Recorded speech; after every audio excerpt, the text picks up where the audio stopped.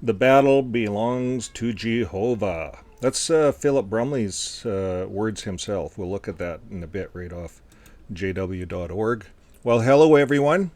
We're going to dive into this Philip Brumley a little bit. He's a long-time JW legal counsel. He found himself sanctioned in the Montana Roland K-Kurt cases. Brumley's been the face of the Watchtower's legal battles for decades, but he was just the fall guy in a bigger scheme. We'll look at the sanctions, the settlement, and why I believe this is a textbook case of theocratic warfare where JW leadership projects the organization at all costs. Let's get into it. We're going to get right into the Watchtower. And let me see if I can pull that up. First of all, we can look at Brumley. We got Brumley up on the screen here.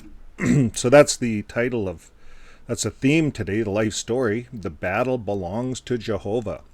So I just went into JW.org, plugged in Brumley. This is what came up. January 28, 2010, found me on a cold winter's day in a picturesque Strasbourg, France. But the last thing on my mind was touring. I was there and part of a legal team. So today's video has nothing to do with this, but everything to do with this. He is the star lawyer for JW.org. He is a righteous man. He's an elder. He gives talks. He gives lectures. This man is looked up to. So here's the whole story on him. I'm not going to read it, but we're going to look at something a little different that you guys signed up on the video to actually see. So I just wanted to look at all the pictures anyways. I like to look at the pictures. Joining our legal... You see how they call it legal warfare? It's all about warfare for these guys. Could you see Jesus doing that? Hey guys, join our legal warfare. Yo, this is what the organization is about, defending and legally establishing the good news. Jesus didn't need any of that. He just preached. Lots of people preach without any of that. And then thank you, Jehovah, over the past 40 years. So I don't know when he did this, if it has a date on it. But we're going to zoom all the way to the top. There's no date on it as normal. Oh yeah, this is July, Watchtower Study Edition, July 2025. Are you kidding me? Just hold on, I got to check this. You've got to be kidding me, folks.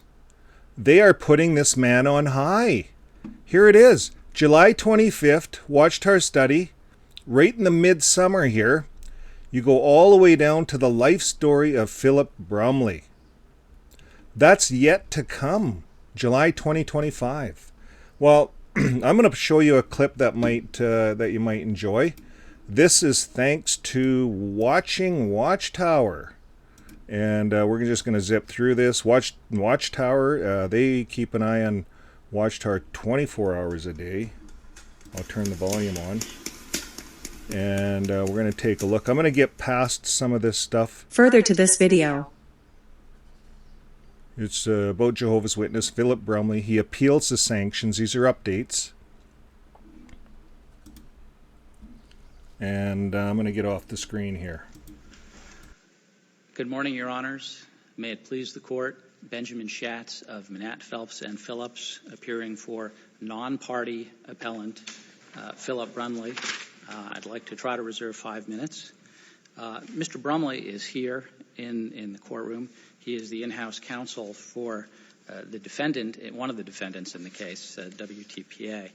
The statute that we're here to discuss, 28 U.S. Code 1927, imposes sanctions personally on a lawyer. And that's the reason that Mr. Brumley is here. He takes sanctions very seriously.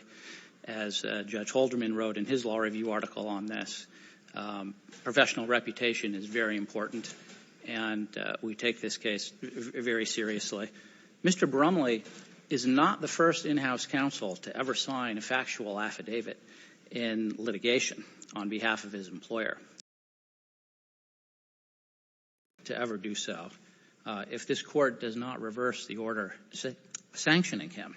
Counsel, before you get to the sort of the merits argument, I guess I'm wondering a couple of things. The argument on appeal is that Mr. Brumley was acting as a fact witness, but that was not raised as an argument to the district court, where the court ordered, before the court ordered the sanctions. You also didn't mention waiver or expressions of waiver in your opening brief. So why aren't the arguments waived?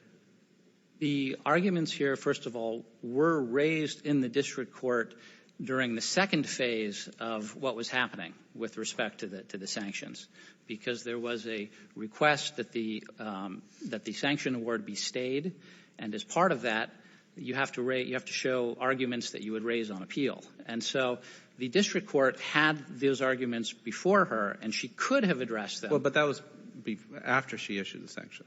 After she issued the entitlement to sanctions, but before she issued an amount of sanctions and addressed the stay request. So my point is simply that under this court's waiver doctrines, if the district court at least has an opportunity to address the issue, then it's arguably not waived, because the district court could have addressed it, but she chose not to.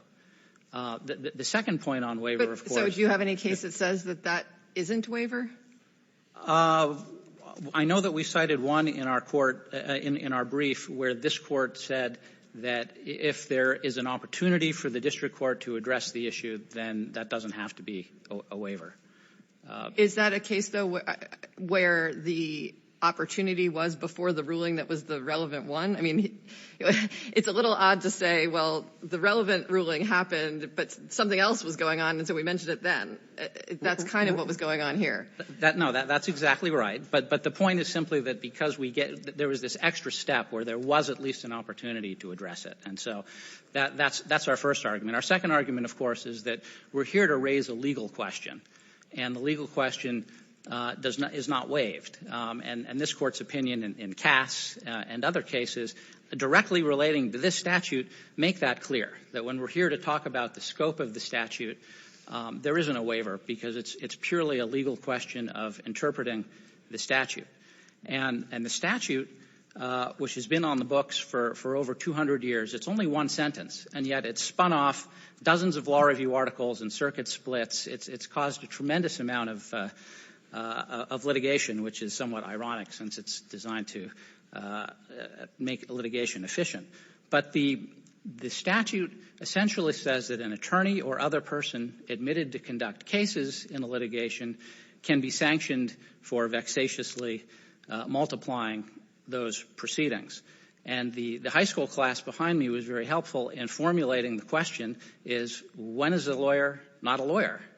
When is an attorney? So I'm just really struggling with how a general counsel saying, I know this because I'm a general counsel and I'm swearing to this information, is not acting as a lawyer.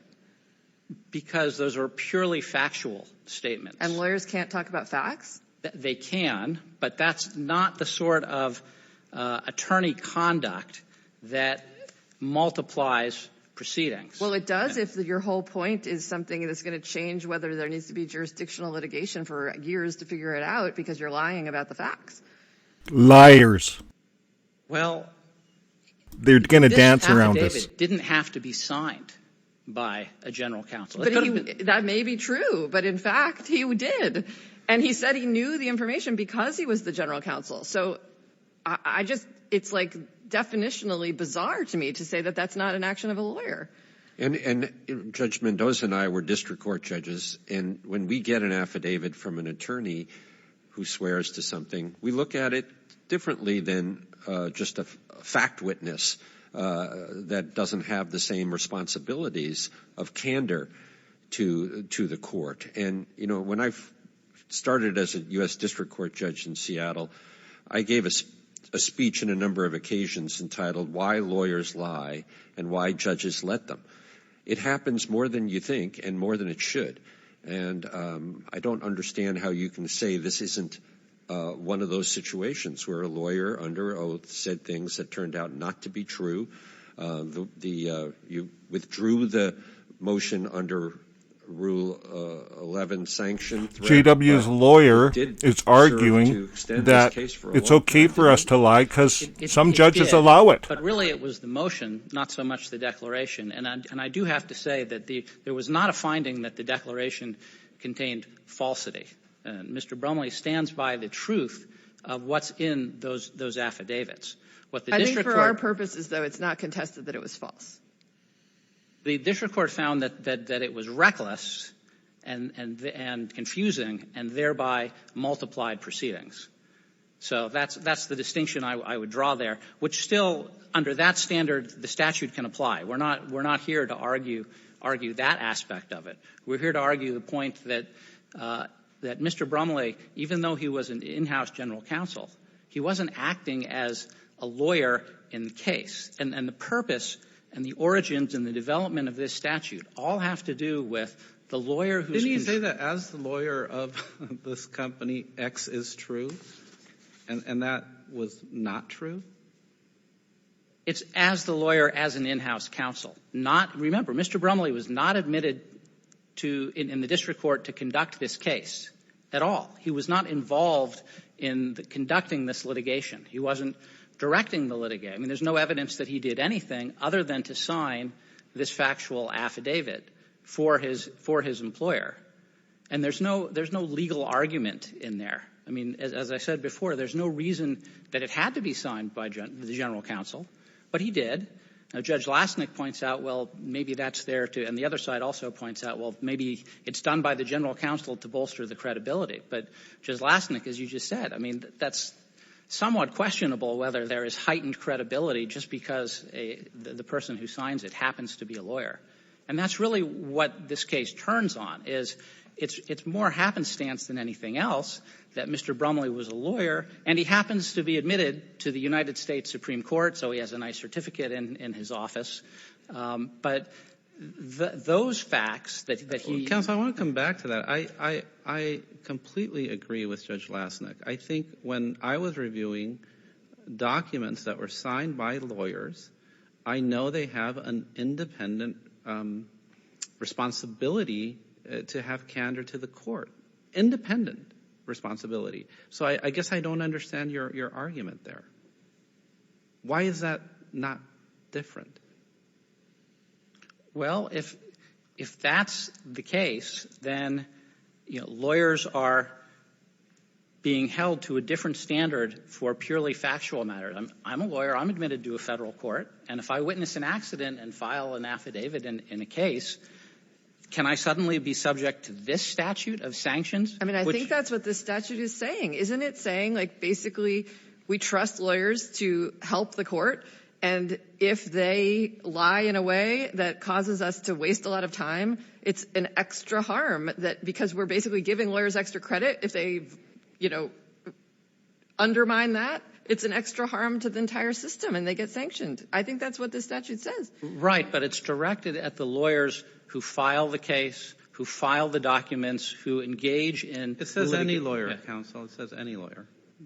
It does, but it says any lawyer admitted to conduct cases in the court, and if you look at we trace the legislative history of this. Doesn't sound like there's a lot of wiggle room here for JW to get out of this for Brumley. A lawyer who's admitted to the court in which the case is proceeding and is handling the litigation, that's the lawyer that can cause... Well, that definitely is someone who who the statute was intended to capture, but where does it say that's the only thing? Because it actually says any lawyer, basically, and he is admitted to a court, so he has this obligation as lawyers to courts. I don't understand how...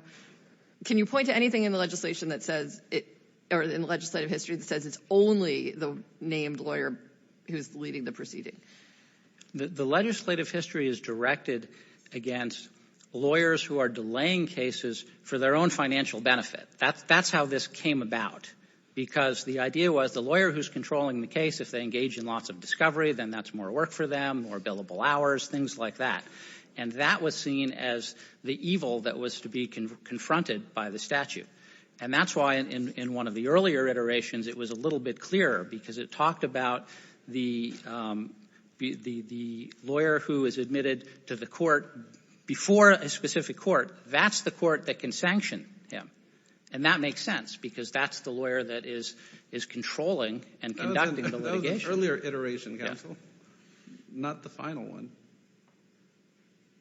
The language has changed over time, but there is no reason, there is no legislative intent to say, oh, well, we want to broaden it to just any lawyer. That wasn't intended by the. Well, how do we know what was intended by the expansion?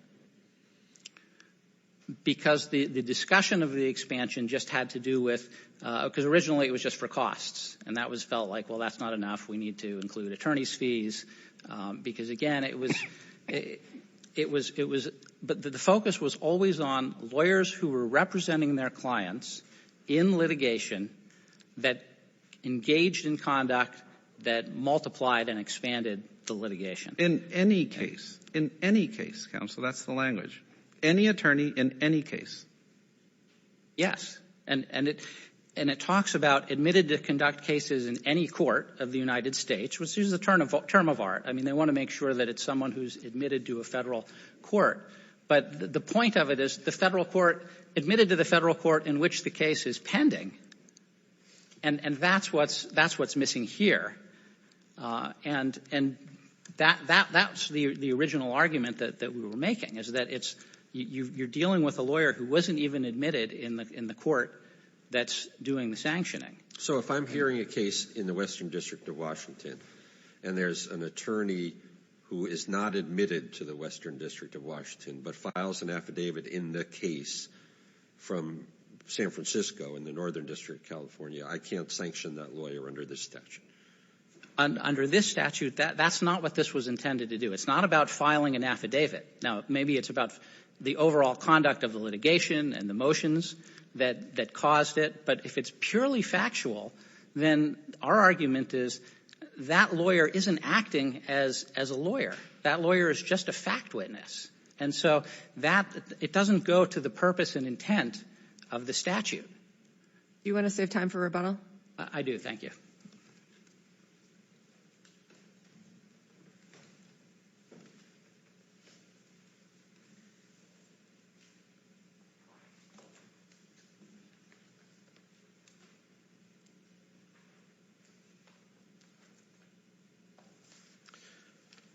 Before I get started, I want to offer a brief mea culpa. Appellee's brief did not really address the Caputo case, and I take it as my duty to try to help this court reach an informed, careful decision. I think not addressing Caputo in our brief failed in that regard. Certainly intend to address that case today and answer any questions that the panel has about how appellees believe it applies to the facts of this case. I want to begin by, I think it provides important context here, understanding the findings of fact below that have not been challenged by Mr. Brumley. Mr. Brumley was an attorney for a litigant, WTPA.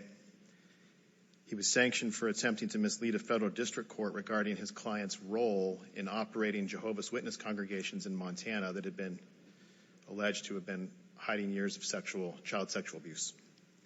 His sworn statements were made in the context of an effort to get his client dismissed from the litigation.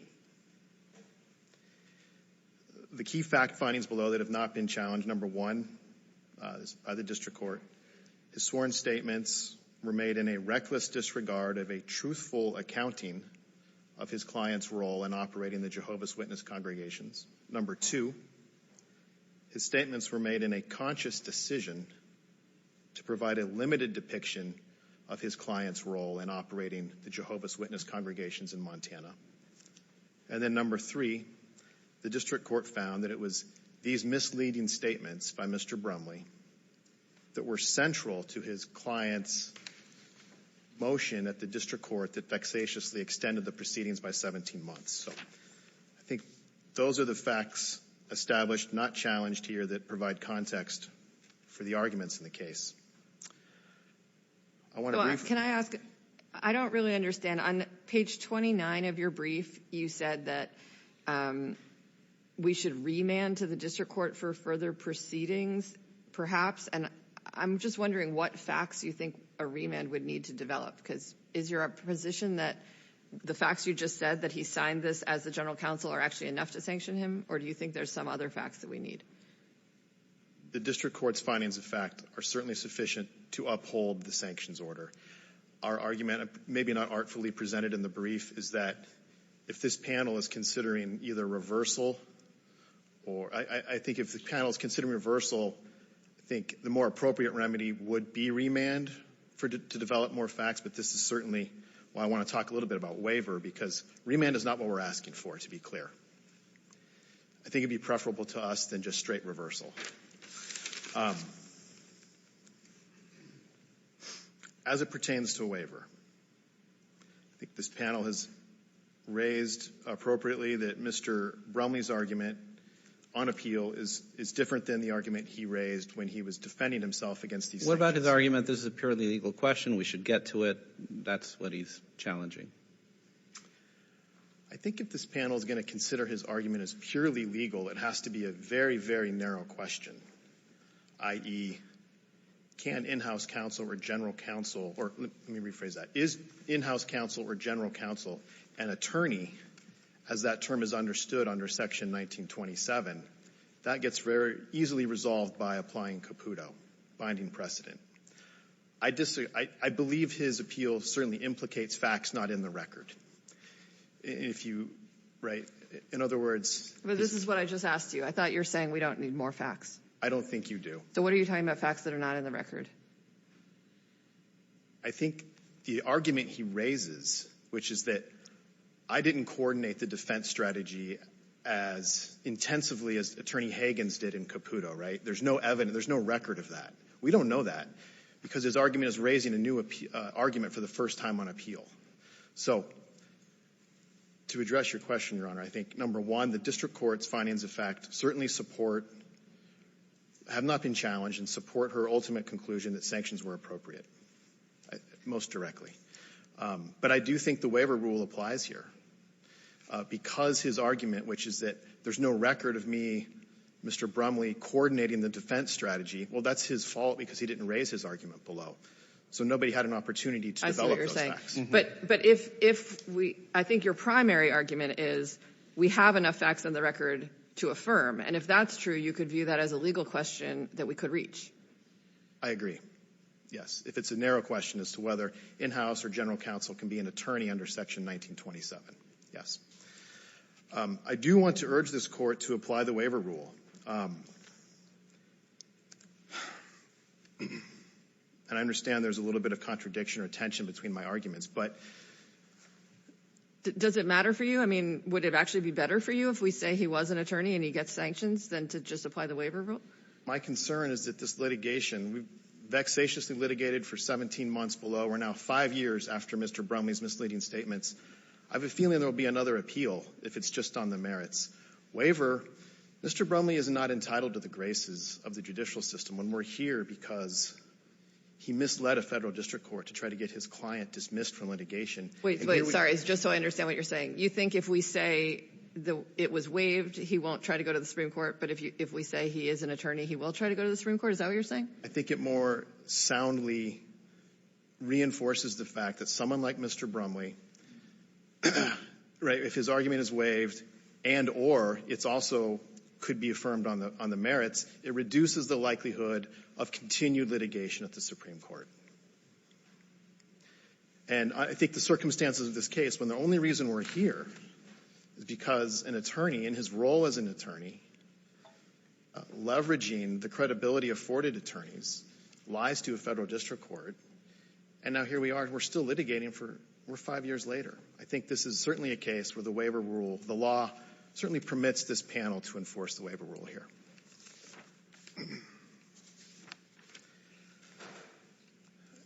The next thing I want to address is this notion that sanctioning an attorney like Mr. Brumley in these circumstances is somehow opening the floodgates to courts sanctioning attorneys all over the place. There's two mechanisms in the law. Number one, the plain language of the statute, and then number two, the rule of narrow construction for penal statutes that I think really limit the way this statute can be construed and applied by courts, right? So we're not going to be sanctioning attorneys who may be driving under the influence, right, for anything they do wrong. Number one, as the statute says, it only applies to attorneys who unreasonably and vexatiously multiply judicial proceedings. That real quickly narrows the universe of attorneys to those that have a connection or a direct nexus to judicial proceedings, right? So we're not talking about attorneys who are dishonest when they get pulled over by a police officer. They have to also multiply and unreasonably and vexatiously multiply judicial proceedings.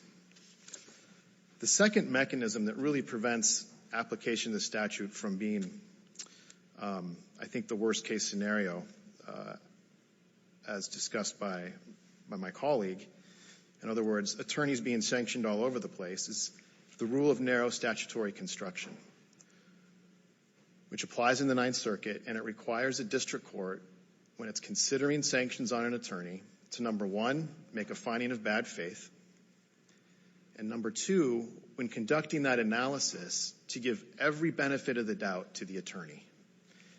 Let's say we've got conduct that could be characterized as frivolous, but maybe also a creative effort to expand the law. As I think the quotes from Mr. Brumley's, the cases cited by Mr. Brumley stay, courts need to be careful not to stifle the enthusiasm or chill the creativity that's the lifeblood of the law.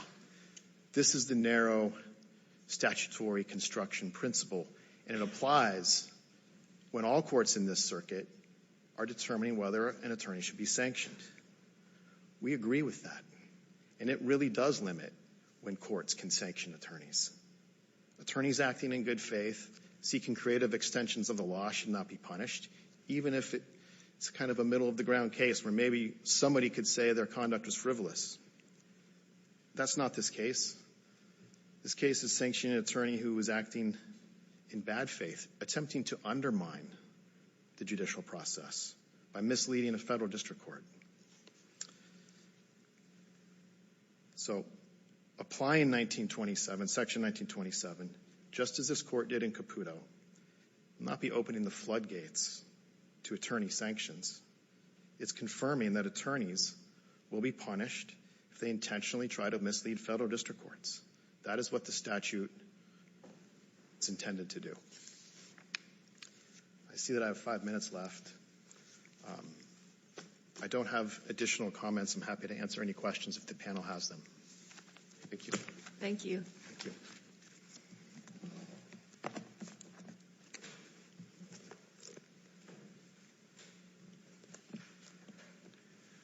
Well, we do have some agreement in terms of narrowly interpreting the statute. As a penal statute, Section 1927 should be interpreted narrowly and carefully. And here, our position is Mr. Brumley was acting as the client representative. He was not acting as an attorney, as that term is used in the statute regarding lawyers who are conducting the litigation. And the motion for sanctions here was really, it's an end run around the safe harbor of Rule 11 because the motion was withdrawn. And it's an end run around the law that these particular sorts of sanctions were not supposed to be against a party or a party's employee. That's not what this statute is about. And here, Mr. Brumley is an employee of the party. And I'll reiterate that he didn't need to sign this in his role as a general counsel. Another employee could have done it, but he did. And that shouldn't be the hook that suddenly results in the sanctions here. The Caputo case is a development of the law that didn't exist when this was first being briefed in the district court and during the first appeal. And Caputo expanded the notion of what sorts of lawyers can be caught up in this. And Caputo made clear to Judge Lasnik's point is it doesn't matter whether you're admitted to the particular court. If you're admitted to any federal court, we're going to use that as the hook to draw you in. But Caputo also made clear that the reasons that the sanctions were issued against him was because he was the mastermind of the litigation. He was the outside general counsel who was controlling all of the other lawyers. And that was the offensive conduct. That was the basis for the sanctions. And here, there's nothing in the record about Mr. Brumley controlling anything in this litigation. He was given a factual declaration to sign, and he signed it. And there were other lawyers that were handling all of this, that did the theories and came up with the motions and filed and everything else. And he was purely acting as a fact witness. Bullshit.